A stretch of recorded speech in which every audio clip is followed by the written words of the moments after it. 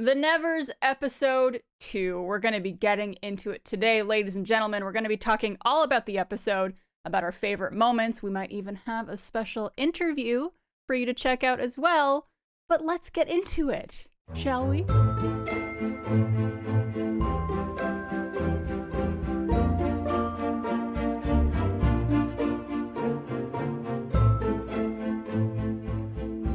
Welcome back, everyone, to another episode of The Touch Base, HBO's official podcast for The Nevers. We're so excited to dive into this week's episode. We have so much to discuss, so much juiciness. So much. We're your hosts. I'm Barbara Dunkelman. I'm Jessica Vasami. And today, you get me, you get Jessica, but also you get the lovely, incredible, magnificent Charlotte McGrath here with us, joining for the discussion today. Hello, Charlotte. Oh my God. Magnificent? I was not prepared for those adjectives. I had something clever I was going to say, and my mind just cleared when I was given praise. Hi. Hi, Charlotte. I'm here. Hi. I'm so excited to have you. I'm so excited to talk about the Nevers. Yes, you're going to bring some bomb energy into this. I'm so curious to hear your thoughts on this show, for sure. I have them. That's all. That's how I'll say this early in the game, okay? Charlotte, she has thoughts. That's going to be her lower third for this whole episode. That's my brand, just thinking. Yeah, episode 2, you guys, that was a heavy episode. There was a lot to unpack in that episode. I know. I feel like I need to watch it like 4 more times to really fully take in everything that happened, because this show, it gives you the 1-2 punch over and over of just like these bombshells it hits you with. It gives you the 1, 2, 3, 4, 5, 6, 7, 8 punch. Yeah, classic move in TV shows. No, it really goes hard pretty early for an episode 2. I was like, oh, okay. I thought the same thing, actually. I was like, man, we are in episode 2, and we're just getting right down to it, which I love that, actually, because some shows, you're just like, okay, this is a slow burn. I get it. But this one is just like, we are in it, action-packed. And, judging from our interview with Laura and Ann last week, we're going to be very satisfied at the end of the 6-episode season. So I'm very excited for that. I love all my satisfied. answers. Yes. Okay, so episode 2, lot to unpack. So let's get into it with kind of like the highlighting of these big moments that we saw throughout the episode. First off, it starts with these 2 characters, one of which is Beth, who we find out very quickly that she is touched. And she has this turn that, I don't know if she can make things float or control objects or what exactly her power entails. But that kind of shocked me because it happened so like nonchalantly in the moment, where you're just like, wait, that hat is floating. What is going on here? I guess she can move objects with her turn, which I guess in turn is also making them float as well. Yeah. That's a pretty awesome turn as well. Yeah. And we see how quickly everybody who realizes that she's been touched kind of turns on her and tries to attack her or capture her or something. So even her friend, she's on the run kind of right away in the episode. And we find out that she has this fake flyer with Amalia's face on it. Yep. Essentially advertising for what they do. And these people, they have their own Lucy, like a redheaded, kind-looking old woman. You're right. I who trusted answered her the door, too. and I was like, "We're home."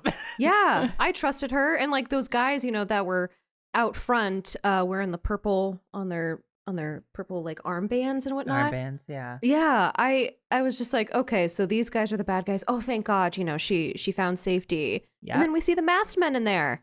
I did not expect that, honestly, and I was very upset when that happened. I know, me too. There was another moment like that too, and she's on the operating table, and like we've seen what happens with that doctor and other patients, what with, boring into their skulls. And when he stops because he gets that like notice from his assistant, I was like, oh, thank God, she's gonna get rescued. Yeah. Oh, good. I was so concerned that something bad might happen. And then we see the end of the episode, and I was like, oh, no. I mean, at least she's still alive, which kind of gives me a little bit of hope that they could be saved and they could be okay eventually. But I just wonder, like, is it the Beth that we knew from the beginning, or are they changed and different? You know, like a brain transplant. Yeah, or something. I don't know. I just got sad when I did see the way that she was acting towards the end, just very lifeless, you know, like dead eyes, just very like, and same with everybody else, kind of at that, they call it the sight, I guess. Yeah. I don't know if they have like an actual word for it, but they keep mentioning it as the sight. But everybody else there was just very, you know, I'm picking up stuff, dead eyes, just like slowly walking, kind of like zombie-like in a way. Yeah. Very zombie-like, yeah. I mean, homegirl's lobotomized. Yeah. Right? Yeah. Yes. I don't know if there's any Sadly. gray matter really left that's not dedicated to picking up and walking. And it sounds like everybody else that the doctor, I guess, has previously worked on is also just goes to this site and moves things. That I honestly don't know what they're doing there. I'm very curious to find out. But there are multiple people just like her there, and I'm wondering if that is kind of everybody that the doctor has worked on. Sadly, Interesting. There's this one point where we find out that Melody's real name might be Sarah, and that she has a nickname for Amalia, which is Molly. So I think there's potential that they knew each other previously and that they were maybe friends. And this Sarah girl used to call Amalia Molly as a nickname. What do you guys think of that? I don't know what to think of this. I am at a loss. I was like, what is the snake that sheds her skin? Is she so? Melody think that's Amalia, and I don't know. I mean, it would make sense because in episode 1, Amalia said something about how this isn't my real face. Yes, I know. And so that would make sense that she was the snake shedding her skin. I know. I was wondering about that but then it seemed like Melody was kind of like seeing the dress get torn off and was like associating that with her skin, and so I'm like, there was that other moment where she's like, oh, well, you also shed your friends, you know, like as in Melody or Molly previously. And she was like, is she your new best friend now? Penance. And then she used it, the whole shedding the skin with that too. And so I don't know. I'm extremely curious to see how this pans out. If I had to guess, I would say there was maybe some type of friendship that Melody and Amalia had previously. And now that Amalia is best friends with Penance, maybe there's some type of jealousy there or some type of expectation that Melody has where it's like, you kind of let me go as a friend. You're probably going to do the same thing to her. Whatever they had, it clearly wasn't going great because in the beginning we see that one's being taken to an asylum and the other one is drowning herself. So something happened. You're right. I don't know what went down for Amalia to be like, actually, you know what? I got to rebrand. I got to add an A to the beginning and end of my name and just kind of forget the old times. And I don't know. I'm curious. I love flashbacks. I'm a big flashback fan. I get down with the flashbacks. Love it. I know. I don't know. This one I don't have any theories for. I'm just excited to see what happens with this. Just along for the ride, baby. Yeah. I'm also really glad that we got confirmation that Augie is touched in this episode too, because we were speculating last time about how he heard the song too, and we're like, I wonder if it's going to people who are only touched or people who are maybe pure of heart or something of that nature. Right. And he kind of confirmed in this episode that he is touched and he could either go into the mind of a bird or see through a bird, which is very awesome. It's almost like being able to fly. It's very without having to put yourself in jeopardy. Yeah. He's just burning through crows while he figures out how to fly. Just running through. I'm like, that one didn't go so well. Poor little buddy. Yeah. You know how Anne in our interview in episode 1, she was like, Barb, at the very beginning, you were like, you guys are the best characters. There's no other character that's going to come around that we love the most. And she's like, no, you that might change for you. In this episode, Augustus really did take my heart, especially in that scene with Penance. They were so cute. He was so sweet. He was being vulnerable with her. And I don't know. I loved it. And I even loved it when she had to unfortunately drive away too.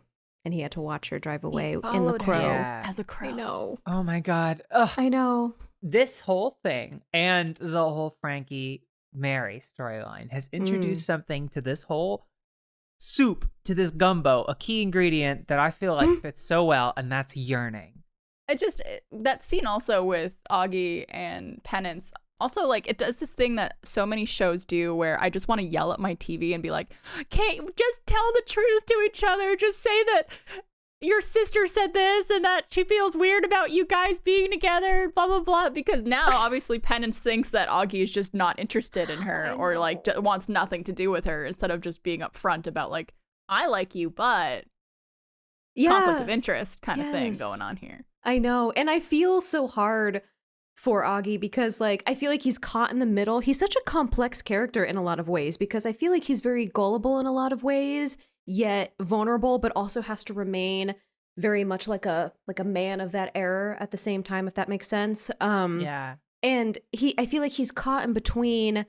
He's touched and he knows that, and it seems like trying to come to terms with it. But then on the other side of that is, like, I guess real life, the real world, in the way of, like, with his sister and what people look at him like, and that's a hard place to be. I was just gonna say that I appreciate that the performance is very Crow-like. Like, it feels skittery and love it. Yeah, right. Like that. Yeah. I'm not just at some point he's gonna completely merge with a crow, like Animorphs kind of situation. Yes, yeah. Animorphs, a classic Animorph. It's the middle of the drawing, where it's like a beak but with fingers. I don't know. It's just like very bird-like, which. Yeah. As someone who's been described as bird-like, I can appreciate that. You can relate. I can relate, yeah. I see myself represented. Well, Charlotte, have we got news for you? We've talked a lot about Augie and Hugo. We have a very special interview that we got to do with both of them, James Norton and Tom Riley, Hugo and Augie, respectively, that we're going to kick it over to right now. All right, everyone. Very exciting time we are in right now. We are joined by the amazing Tom Riley, who plays Augie Bidlow, and James Norton, who plays Hugo Swan. Welcome, boys. How's it going? Welcome. Hi. Thank you. Hi, guys. It's good. Thank you. Great to have you here with us today. We are so excited to talk about the show with you. As a heads up, Jess and I have only seen up to episode 2, so don't tell us anything yet. We want to watch along with everybody as much as we want to pick your brains and get all the inside scoop. 100%. No spoilers here for us. No spoilers. Fair. Okay. Well, we have some questions that we would love to ask you guys. Tom, I'd love to start off with you. So Augie seems like he's very nervous about the changes around him. And unlike many who have already discovered their turns, he has only kind of just begun to realize that himself to a degree, that he may be touched. Were you surprised when you realized that Augie was actually going to be a person with a turn? Yeah, I was. I mean, it was there for me. At the end of the first episode, particularly in the script, it was clear at that moment in the opera as he looks around and realizes he's one of the few people who can hear the song, and there are the other members of the audience who are just sat there oblivious to whatever's happening, and he has that moment of connection with Penance. For me, at the end of the pilot script, that was the point where I realized, oh, okay, this guy who seemingly like is not revolted, too strong a word, but like is scared of the touched and thinks there's something completely apart from him is actually one of them. So yeah, for me it was a great button at the end of the episode. And I think it's really interesting that for people watching it, they maybe ended that first episode thinking, is he? Like, I think he might be. Yes. Rather than for me, where I was like, he is. It told me. It said it in the script. Okay. Yeah. Augie definitely touched. No questions asked. Period. 100%. Well, I know when I was watching that moment live, I was like, oh, Augie hears a song. Augie hears a song. Does that mean something? What does that mean? Because I was like, I mean, the obvious answer would be that these guys are touched, and that's why they hear the song. But I never want to make assumptions with the show because I feel like what you think something is going in a direction of, it might just throw you for a loop at the next moment. Yeah, sure. We're only in episode 2, and I feel like I've already seen some curveballs, so I'm ready for more. Exactly. There's more coming. I could only imagine. James, question for you. Hugo feels kind of like the polar opposite of Augie in a few ways. You know, Augie's a little more reserved, a little more shy. Hugo, complete opposite in that sense. And yet they seem very close. They're good friends. What do you think it is about them that makes them such good friends despite those differences? I guess there's a lot of history there, like like people with friends, people who you've known for years. There's a sort of bank of memories which these guys were at school together. They boarded together at Eton or wherever it was that they were at school. So that, but I think also more sort of profound than that is that their differences are kind of what they are drawn to. The fact that they kind of complete each other. They challenge each other. They bring one another into their out of their comfort zone.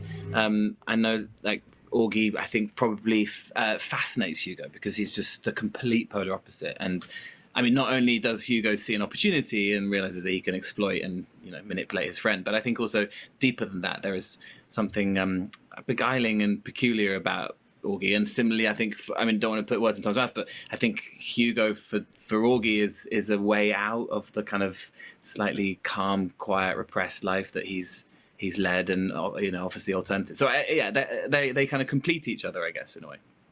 Yeah, no, you're not putting words. I completely agree. That's the thing. He's like, for all Augie's like reticence and like dithering, like he looks to Hugo as someone that, despite the fact that in theory he's like tutting about Hugo's choice of lifestyle, in actuality, I think Augie wishes he had his freedom and his unbridled beauty. It's so fun playing the kind of the tempter, the kind of corrupting influence. It's so lovely because both Hugo and James loves watching Augie / Tom just squirm. The little moments where blowing smoke into his face, and he's kind of, it's just a complete delight. I love it. And it's so fun to watch too, especially at the end of episode 2 when Augie shows up to the Ferryman's Club with you and you have makeup on, which I loved, by the way. Yes, that was my choice. I actually pushed for that. Yeah, well, the makeup team are brilliant. Obviously, they're amazing, but I did kind of keep saying, "Come on, a little bit more. Let's have a little bit more." It definitely works. That makes me so happy. Get some like fake lashes next time. Like, go all out. Yeah. Love for sure. it. No, that was great. And I did love that moment at the very end of episode 2 with both of you. So Hugo mentions that he and Augie are both like second sons. Can you talk about how you guys think that impacts / defines their characters and perhaps the choices that they make? It's a good question. I think it also speaks to your point about what connects them as much as what their differences are. Yeah, Hugo is obviously in slight thrall to his brother, who we don't know much about, apart from that he was lost in something happened to him in Hugo's past.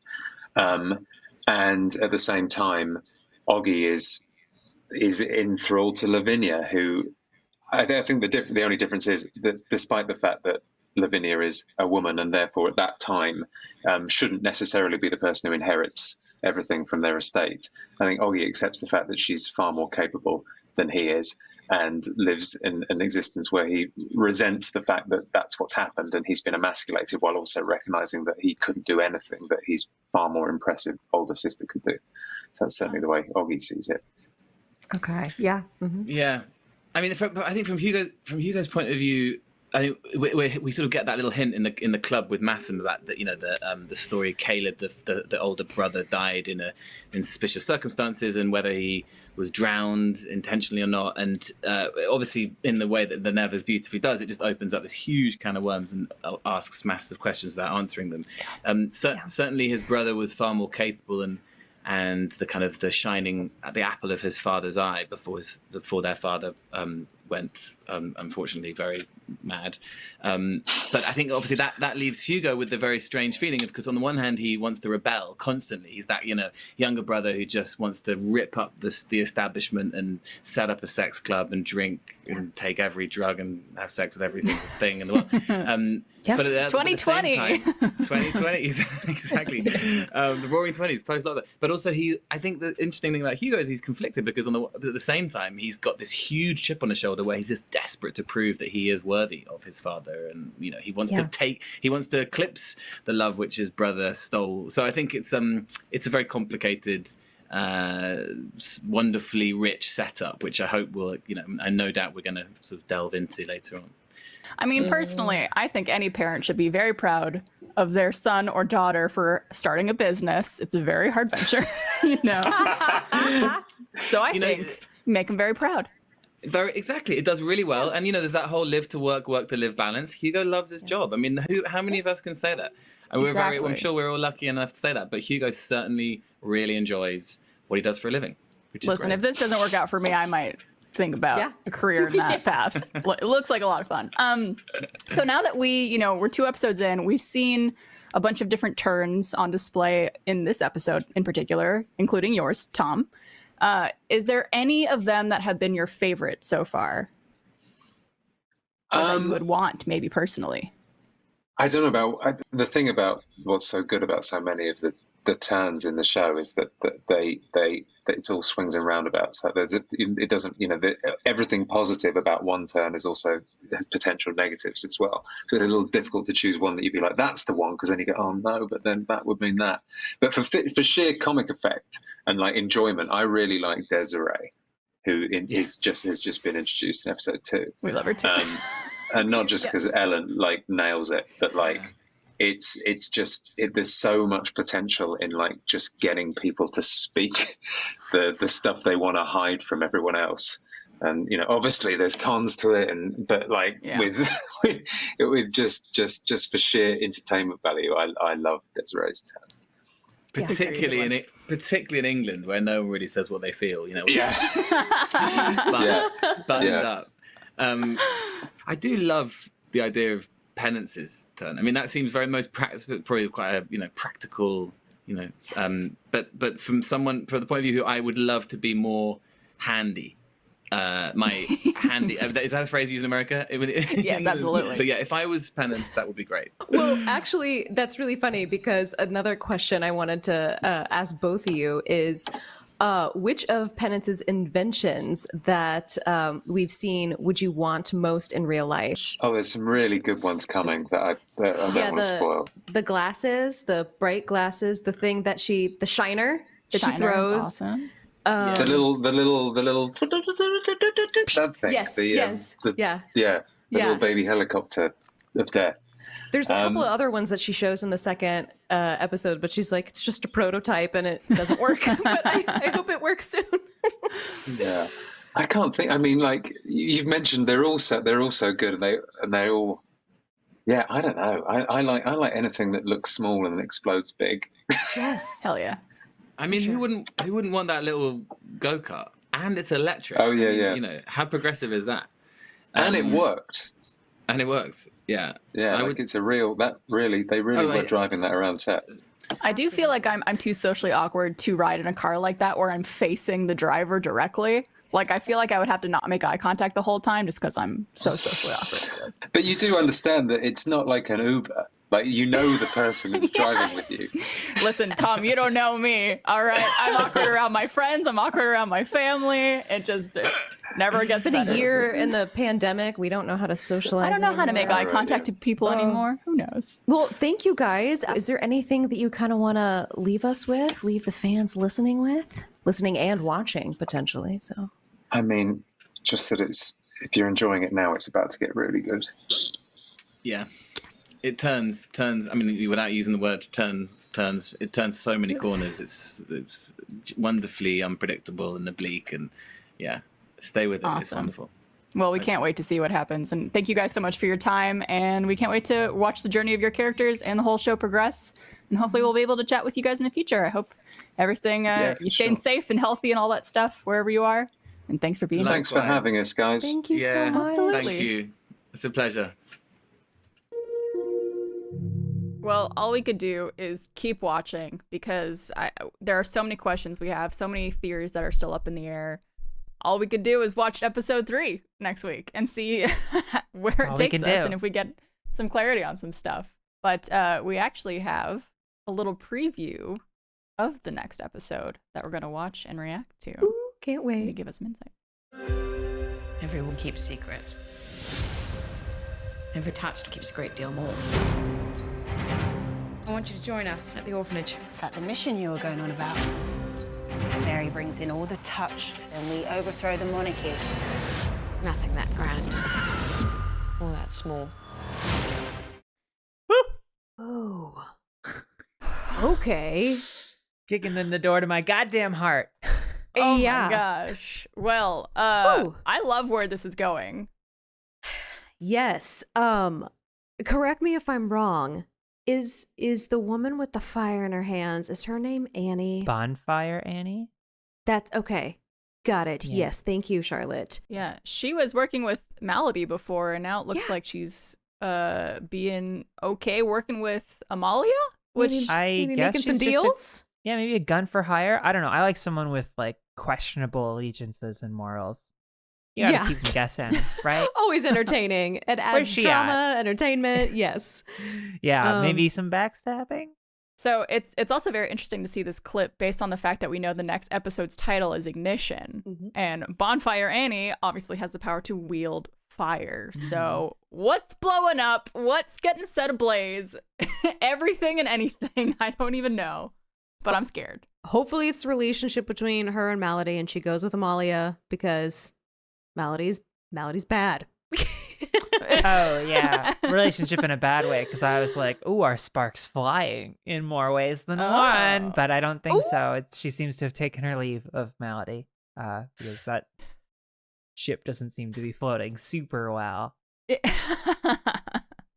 Man, yeah, I don't know. I'm just super giddy and excited to watch episode 3 now. I know. I need it. I need it all. It looks like it looks like it pops off. Yes. which I'm into. All right, guys. Any last thoughts about episode 2? I just wish I could see into the future of the show so I could know everything that's happening. Although I love how they're keeping us on our toes, and they're answering questions, but also giving us questions to ask every single episode, which I'm so appreciative of because it just keeps those theories going in my mind. I need to know how Amalia and Malady know each other. That is a huge question of mine. I need to know what Dr. Haig is doing and how all these people are being affected. That's a big question on my mind. And the blue thing at the end. Right. I can't believe we didn't even touch on that. I know, right? Yes. The whatever that thing is. I need to know what that is too. What about you, Charlotte?